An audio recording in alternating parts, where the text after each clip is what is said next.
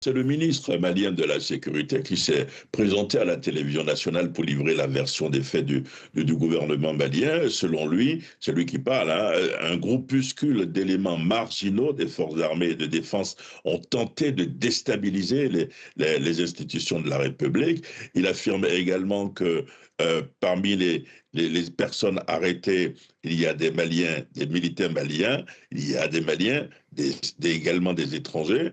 Il a allé plus loin en disant que parmi les Maliens qui ont été arrêtés, il y a des généraux, par exemple le général Abbas Dambélé, c'est un homme respecté au sein de l'armée malienne. Il y a également une femme générale, Nema Sagara. Le ministre a expliqué que la tentative de déstabilisation a échoué grâce à la vigilance des services de renseignement du Mali et qu'il a voulu rassurer les Maliens sur le fait que la situation est totalement maîtrisée.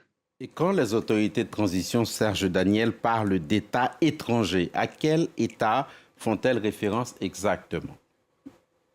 Alors, État étranger, c'est État étranger au pluriel, mais il n'y a pas de précision. En revanche, vous l'avez dit tout à l'heure, on parle d'un supposé français, d'un ressortissant français qui aurait été arrêté. Il y a une photo qui a été présentée, il y a une photo qui a été montrée, et selon le ministre de la malien de la Sécurité, ce serait un élément essentiel du dispositif et que ce ressortissant français travaillerait pour le compte des services de renseignement de la France et qu'il a essayé de mobiliser au Mali des acteurs politiques, des acteurs de la société civile pour tenter de déstabiliser justement les institutions de la République. Et précisons qu'à la télévision nationale, le ministre n'a strictement pour le moment apporté aucune preuve matérielle de cette tentative de déstabilisation des institutions de la République.